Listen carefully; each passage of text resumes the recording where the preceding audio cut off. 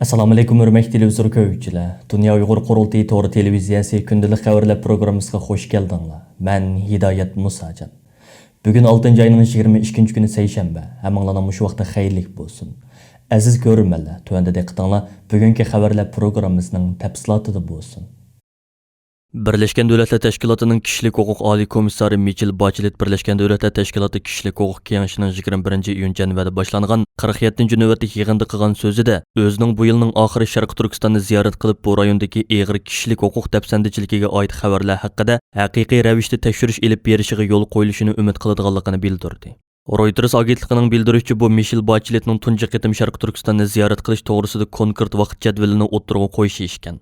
Dunya Uyg'ur Qurultiyining raisi Dolqun Aysa apandi bugun bu munosabat bilan istansimizga qilgan so'zida Birleşken Devletler Teşkilatı'nın Kişilik Hukuk Ali Komissarı Michel Bachelet'ning yuqorqi bayonlardan mamnun bo'lganligini ifoda qilish bilan birga Sharq Turkistondagi jazo lagerlari dunyoga oshkorlangan 2017-yildan buyon Dunya Uyg'ur Qurultiyining va xalqaro jamoatchilikning Birleşken Devletler Teşkilatı'dan va Yevropa Ittifoqidan Sharq Turkistonga mustaqil tekshirish hay'ati avatib mustabid Xitoy hokimiyatining Sharq Turkiston xalqi ustidan yurgizayotgan jinoiy qilmishlari haqida erkin holda tekshirish ilib berishni izchil turda talab qilib kelayotganligini.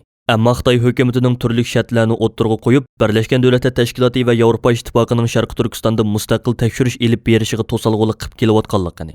Xitoyning faqatli o'zi bilan sherik davlatlarning diplomatlarini va Xitoyparast jurnalistlarni Sharq Turkistonda sun'iy usulda yasab chiqqan o'rinlarni ziyorat qildirish orqali o'zining jinoiy qilmishlarini oqlashga va xalqaro jamoatchilikning ko'zini bo'yashga urinib kelayotganligini ta'kidladi. Birleşken Devletler Teşkilatı'nın Kişilik Hukuk Ali Komissarı Michel Bachelet'ning ishxonasi Xitoy bilan 2018-yili 9-oydan beri Sharq Turkistonni ziyorat qilish to'g'risida so'zlashayotgan bo'lsa-mu, biroq Xitoy taraf erkin tekshirishga yo'l qo'yishni rad qilib kelgan edi. Reuters agentligining bildirishicha Xitoyning Janvada turishliq vakili bu vaqtdagi inkosida yana koni muqomini to'lab, Xinjiang bilan Hong Kong Jongoning ayrilmas bir partisi, chet el kuchlarining davlatimizning ichki ishlarga aralashishiga yo'l qo'ymaymiz deb bildirgan. Birleşken Devletler Teşkilatı'nın Kişilik Hukuk Ali Komissarı Michel Bachelet 21 iyun janvada qilgan so'zida men Xitoy bilan Xinjiang Uyg'ur avtonom rayonida ziyoratda bo'lishning usullarini davomli so'zlashaman. Bo'libmi kishilik huquqi ig'ir daxli tarz qilinayotganligi davomli o'tirg'i chiqayotgan ahvolda men buning bu yil amalga oshishini umid qilaman degan. Michel Bachelet yana Hong Kong vaziyatidan muandisha qilayotganligini bildirgan.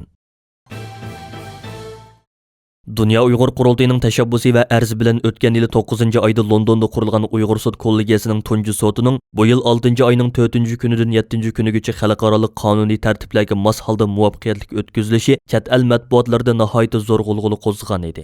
G'arb matbuotlarida Uyg'ur sud kollegiyasi haqidagi talash-tortish va inkoslar hozirmi ham izchil davom qilib kelmoqda. Yaqinda Angliyada chiqadigan kuzatuvchi jurnalda Xitoy cho'qim Uyg'ur sud kollegiyasidan andish qilishi kerak nomli bir maqola e'lon qilingan bo'lib, mazkur maqolada Uyg'ur sud kollegiyasining tashkiliy qurilmasi, o'rni, roli va Xitoyni andishiga soladigan siyosiy omillar atrofli yoritib berilgan. Maqolaning beshida avtor Uyg'ur sud kollegiyasining ahvoli haqida mundaq degan: bir anglashqa hukumat organidek tuyuladigan Uyg'ur sud kollegiyasi haqida chiqqan xabarlar Xinjiangdagi Uyg'urlar uchirgan vahshiylik, qiyin qistoq va xo'rliqlarni anglatdi. Ammo bu qandoq sud? Uning o'rni nima? Buning javobi balkim ko'pchilikni hayron qoldirishi mumkin. O'zining odilligi bilan mashhur bo'lgan advokat Jeffrey Nice garchi bu sudning raisi bo'lsa-mu, uning biror hukumatda vazifasi yo'q. Bu sudning yana rasmiy yig'inlari va bir muncha qonuniy tartiblari bor. Bu sud yana Xitoyning g'arbiy rayonida yuz bergan ishlarning insoniyatga qarshi jinoyat va irqiy qirg'inchilik jinoyati shakllantiradiganligini rasmiy tekshirdi. Maqolada bildirilishicha bu sud kollegiyasi chiqaradigan qarorning biri ijroat va qonuniy cheklash kuchi bo'lmagani bilan o'z nopuzi bilan Xitoyning jinoyatiga hukm berishda va xalqaroning fikr iqimiga ta'sir ko'rsatishda muhim rol o'ynaydi ekan. Xitoy hukumati Uyg'ur sotining echilishini g'arbning o'yini deb ko'ziga ilmagan va o'zini oqlash uchun odam avatmagan bilan uning xalqaro ta'sirdan qattiq beyaram bo'layotgan bo'lib, amaliyotda bu sudda Xitoyni andishiga soladigan nurg'un omillar mavjud ekan. Maqolada mundaq deyilgan: navbatdagi ahvolda bu sudda Xitoy Kompartiyasi ansirgidek ishlar bor. Uyg'ur sud kollegiyasining orqasida tajribalik advokat va sudchilardan tashkil topgan nopuzliq bir tashkil bor. Yana kelib bu sudda ishonchlik jinoyat paketlari xotirlandi va yiqilishish qiyin bo'lgan bu qo'rqinchli hokimiyatning qabih qilmishlari so'g'uqqonlik bilan tekshirilishga boshladi. Xitoy bu ishga qarshi bir maydon tashviqot urushini qanot yoydirgan taqdirdami, Uyg'ur sud kollegiyasi bu da'voda yanada ko'p afzalliklarga ega. Maqolada ko'rsatilishicha sud kollegiyasi hukumat va xalqaro qonun organlaridan mustaqil bo'lib, uni Xitoyga qarshi davlatlarni qo'llayolmaydi. Xitoymi ham uni Xitoyga qarshi g'arb davlatlari kontrol qilib olgan xalqaro tashkilotlarning sudi deb jakarlayolmaydi. Balki bu sud kollegiyasi Xitoyning eng qo'rqadigan fikr erkinligi va jamoat engini namoyon qiladi. Eng muhimi bu sudning ichilishi va qaror berishi Xitoyning hokim mutlaq qabih siyosatini tanqid qilishdan qo'rqmaydigan kishilarga va haqqoniyatchi siyosiy yo'llarga ilhom beradi.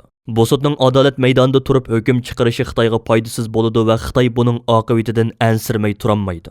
Yuqorqi maqolada aytilishicha Uyg'ur sud kollegiyasiga o'xshash sudlar burunma ichilgan bo'lib, 2013-yili ichilgan bir sudda Eronning Eron inqilobidan keyin ilib borgan insoniyatga qarshi jinoyatlari to'liq paketlari bilan xotirlangan. 2019-yil ichilgan bir sudda Xitoyning organ atkazchiligi doklad qilingan. Bu sud amaliyotda insoniyatning vijdoniy va adolat tuyg'usiga xitob qiladigan sud bo'lib, simvollik ahamiyati yoki jamoat fikrini yetaklash jihatda bo'lsin, xalqarodagi adolatparvar kuchlarni bir yerga jam qilish va harakatga keltirish rolini o'ynaydi ekan.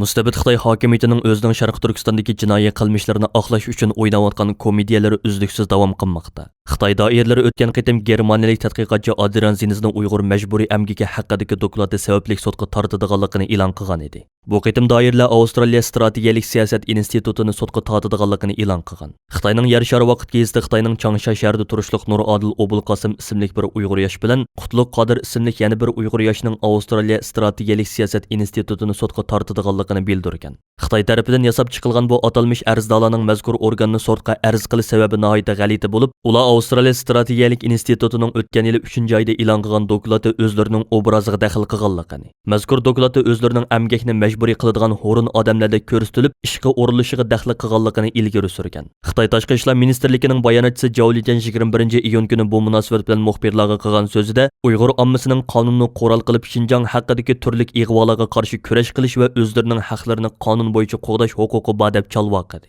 Avstraliya xəvərlər torining bildirishicha, Avstraliya strategiyalik instituti e'lon qilgan bu vaqtdagi bayonotida mazkur dokladning sifatining yuqoriligini ta'kidlab, biz davomli logikalik, mustaqil, sonliq ma'lumotlarga tayangan tadqiqotlarni davomli elib boramiz degan. Kuzatuvchilarning qarashicha xalqaroda kunsiri o'sal ahvolga tushib kelayotgan Xitoy hukumatı buningga o'xshash vositalarni ishlatib, chet el tadqiqotchilarga va tadqiqot o'rinlariga tahdid solmoqda ishgan. Doiralar o'tgan qitim Qashqardagi Xiaoyang yip shirkatining Adrian Zinis ustidan sudga arz qilganligi, sudning arzini qabul qilganligini bildirgan. Biroq Adrian Zinis bu xil tahdidlarga pisat qilmaydiganligini bildirgan edi. Mustabid Xitoy hokimiyatining yuqorqida komediyalar kuzatuvchilarning qattiq masxarasiga uchrab kelmoqda.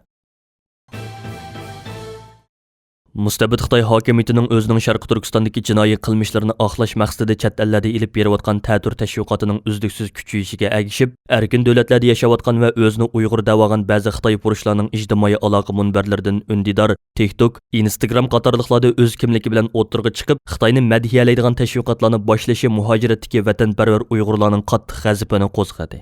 Bu xil kishilar o'z tashviqotida bir tarafdan Xitoy hukumatining Uyg'urlarga qaratgan siyosatini madhiyalab, Uyg'urlar Xitoyda baxtli yashayotadi degan tashviqotini qilsa, yana bir tarafdan Xitoy davlatining birligi va Xitoy kompartiyasiga bo'lgan sadoqatini ifodalaydigan tashviqot faoliyatlarida bo'lgan. Yaqinda TikTok torida tarqalgan bir sin filmida navbatda Koreyada yashayotgan Mardan ismli bir husn tuzash doktorining Koreyada tug'ilib, amdili 7 yoshga kirgan qizini Koreyadagi Xitoy elchixonasi o'rinlashtirgan Xitoy kompartiyasining 100 yilligini tabriklash san'at faoliyatiga qatnashtirganligi hamda Xitoy kompartiyasini madhiyalaydigan qizil naqshi etqizganligi oshkorlangan edi.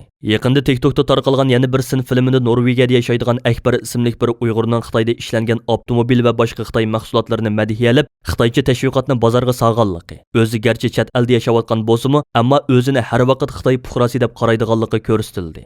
Uning bu qilmishi chet ellardagi Uyg'urlar tarafidan ijtimoiy aloqa munbarlarida qattiq ayblashga uchragandan keyin u yana Facebookda bayonot berib, o'zini albatta Sharq Turkistonlik Uyg'ur deb biladiganligi, ammo vatanda qolgan urug' tuqqanlar bilan aloqa ehtiyoji uchun Xitoy tilidagi TikTok torida Xitoy hukumatini madhiyalaydigan so'zlarni qilishga majbur bo'lganligini bildirgan va Uyg'urlardan afu so'ragan. Holbuki uning afu so'rashiga qarata yozilgan inkoslarda bir qism Uyg'urlar uning ahvolini tushunadiganligini ifodalagan bo'lsa-mu, ammo zo'r ko'pchilik Uyg'urlar uning bu qilmishini Xitoyparastlik va yuzlimichilik deb ayblagan. Shundaqla uning bu qilmishini hargizmi qabul qilinmaydiganligini bildirgan. Dunya Uyg'ur Qurultiyi kishilik huquq komitetining mudiri va Uyg'ur kishilik huquq qurilishining tadqiqotchisi Zubayra Shamsiddin xonim bu munosabat bilan Erkin Osiyo radiosiga qilgan so'zida, chet ellardagi oz bir qism Uyg'urlarning o'zlari demokratik davlatlarda yashab turuqliqmi, Xitoy davlatiga bo'lgan sadoqatini ifodalashda qilmishlarining ilgirimi ko'rilib kelayotgan bir illat ekanligini bildirdi. Zübeyra xanım bu xil kishilarning ko'rsatgan bahonasi har xil bo'lsa-mu, ammo ularning bu xil qilmishi yana millat manfaatini setish hisobiga o'zining shaxsiy manfaatini qondirish ekanligini ta'kidladi. Zübeyra xanım yana bu xil Xitoyga sadoqatmand kishilarning chet ellarda Xitoyga qarshi elib berilayotgan norozilik namoyishlariga qatnashmayli qolmasdan, hatto G'arb demokratik davlatlaridagi Uyg'urlarning ahvolini Xitoy hukumatiga yetkazish, Xitoyga qarshi norozilik faoliyatlariga oshkora to'sqinlik qilish, Uyg'ur faoliyatchilarini qaralash qatorliq harakatlarda bo'lib bildirdi. U yaqinda Avstraliyadagi Xitoy elchixonasi uchun ishlaydigan Xolida ismli Xitoyparast Uyg'ur ayolning Uyg'urlarning Xitoyga qarshi norozilik namoyishlarini oshkora to'sish harakatida bo'lganligini, Germaniyada turayotgan bir Uyg'ur qizining Xitoyning Uyg'ur siyosatini oqlab, lager shohidlarining guvohliklarini qaralaganligini misol tariqasida ko'rsatib o'tdi. Zübeyra xanım Xitoy hukumati bu xildagi kishilarni o'zlariga kerak bo'lganda ozgina manfaat berib ishlatsa-mu, ammo davlat ichida bir umr Xitoyga sodiq bo'lib ishlagan Uyg'urlarni tutqun qilib turmalarga so'lig'iniga o'xshashla, ularga va ularning tillarigami vaqti kelganda hamon qora qo'lini soladiganligini ogohlantirib o'tdi. Uyghur Akademiyasi 19 iyun kuni İstanbulda chaqirgan 5-navbatlik umumiy yig'inida Uyghur Akademiyasining o'zgartib qurib chiqilib, buningdan keyin Uyghur Akademiyasi vaqfisi nomida faoliyat qiladiganligini jakarladi. Bu qitim yana Uyghur Akademiyasi vaqfisining yangi rahbarligi musaylab chiqilgan. Türkiye ve Sharq Turkistonning istiqlol marshi bilan boshlangan yig'inda oldi bilan Uyghur Akademiyasining raisi, İzmirdagi Aga Universiteti professori Olimjon Inoyat apandi Uyghur Akademiyasining 2018 yilidan bu yangi 3 yillik xizmatidan doklad berdi. O dokladida 3 yil jarayonida qo'lga keltirilgan natijalar va yetersizliklar to'g'risida to'xtaldi. Olimjon Inoyat apandi yig'inda Uyghur Akademiyasi boshqarish hay'ati a'zolarining 2020 yilining oxirida Uyghur Akademiyasining xizmat doirasini kengaytirish maqsadi bilan akademiyani vaqfiga aylantirishni qaror qilib, munosabatdagi rasmiyatlarni bijirib, 2021 yili 5 oyning 9 kuni rasmiy tasdiqlashga erishganligini bildirdi. Orqadan yig'inning kun tartibiga binoan Uyghur Akademiyasi vaqfisining yangi rahbarlik hay'ati demokratik yo'llar bilan saylab chiqildi. Saylamda 2018 yilidan 2021 yilgacha Uyghur Akademiyasining bosh kotiblik vazifasini o'tagan doktor Farhod Qurbon Tangirtog'li apandi Uyghur Akademiyasi vaqfisining tunji qitimlik raisligiga, Olimjon Inoyat apandi bo'lsa 11 kishilik kengash hay'atining raisligiga saylandi. Uyghur Akademiyasi vaqfisining 11 kishidan tarkib topgan kengash hay'atining a'zolaridan Abdulhamid Qaraqon bilan doktor Mag'firat Kamolxonim muavin raislikka, Doktor Shavkat Nasir apandi bosh kotiblikqa, Doktor Burhan Ulug'yul apandi moliya ishlari mudirligiga, Doktor Rahila Qashqarli xonim bilan Doktor Ali Ahmad Bayug'li apandi boshqarish hay'ati a'zoligiga saylandi. Bu munosabat bilan Dunya Uyg'ur Qurultiyi, Xalqaro Sharq Turkiston tashkilotlari birligi, Uyg'ur harakati tashkiloti qatorliq ko'plagan Uyg'ur tashkilotlari bas-basda tabriknoma e'lon qilib, Uyg'ur Akademiyasi vaqfisining raisi doktor Farhod Qurbon Tangirtog'li apandi boshchiligidagi yangi rahbarlik hay'atini muboraklash bilan birga, ularning bundan keyingi xizmatlariga muvaffaqiyatlar tiladi. Uyghur Akademiyasi 2009 yili 9 oyning 9 kuni Turkiyadagi 9 Uyg'ur ziyolisi tarafidan qurib chiqilgan edi. Dunya Uyg'ur Qurultiyining tashabbusi va Sharq Turkiston tashkilotlari hamkorlik munbirining o'rtaq qaroriga asosan Xalqaro Olimpik kuni munosabati bilan 6 oyning 23 kuni butun dunyo miqyosida 2022 yillik Beijing qishliq olimpik yig'iniga qarshi bir tutash holda elib beriladigan namoyishlarning safarbarlik va tayyorlik xizmatlari jiddiy davom qilmoqda.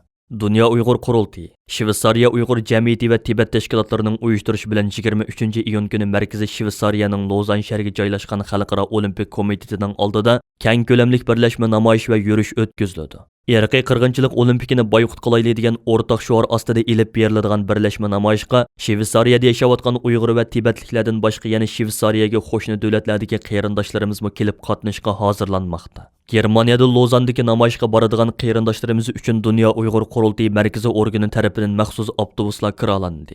Lozandagi Olimpik muzey oldida Yevropa vaqti soat 13 da rasmiy boshlanadigan namoyish soat 15 dan 30 gacha davom qiladi. Dunya Uyg'ur Qurultiyining raisi Dolqun Aysa apandi bu munosabat bilan oldingi kuni e'lon qilgan 2 qitimlik safarbarlik nutqida Yevropada yashayotgan qarindoshlarimizni vatan millat da'vosi uchun bir kunlik vaqtidan kechib 23 iyun Lozanda o'tkaziladigan tarixiy namoyishga aktivlik bilan kelib qatnashishga va boshqa ellardagi qarindoshlarimizning o'zdiri turishliq ellardagi Uyg'ur tashkilotlari tomonidan bu munosabat bilan bir tutash holda elib beriladigan namoyishlarga aktivlik bilan ishtirok qilishga chaqirdi. Kanada, Amerika, Avstraliya, Yaponiya, Turkiya va Yevropa ellardagi Uyg'ur tashkilotlari 23 iyun namoyishi haqida safarbarlik xizmatlarini jiddiy davomlashtirmoqda. Dunya Uyg'ur Qurultiyi markaziy ishxonasining stansimizga bildiruvchi Xalqaro Olimpik kuni munosabati bilan 23 iyun kuni 40 dan ortiq davlatda irqiy qirg'inchilik olimpikini boyqut qilayli degan o'rtaq shuar ostida namoyish elib beriladi. Uyg'ur tashkilotlari bo'lmagan davlatlardagi namoyishlarni Dunya Uyg'ur Qurultiyining havolasi bilan Tibet va kishilik huquq tashkilotlari uyushtirdi. 23 iyun namoyishini qochirmang va o'zingizning bir kishilik milliy ham vijdoniy majburiyatingizni ado qilishga g'ayrat qiling. Hurmatli televizor ko'ruvchilar, yuqorida Dunya Uyg'ur Qurultiyi to'g'ri televiziyasi kündəlik xəvərlər proqrammisida diqqətinizə sunduq. Keyin qitimliq proqramimiz görüşəyli. Görüşkiçə aman bo'lgaysizlar. Xeyri xoş.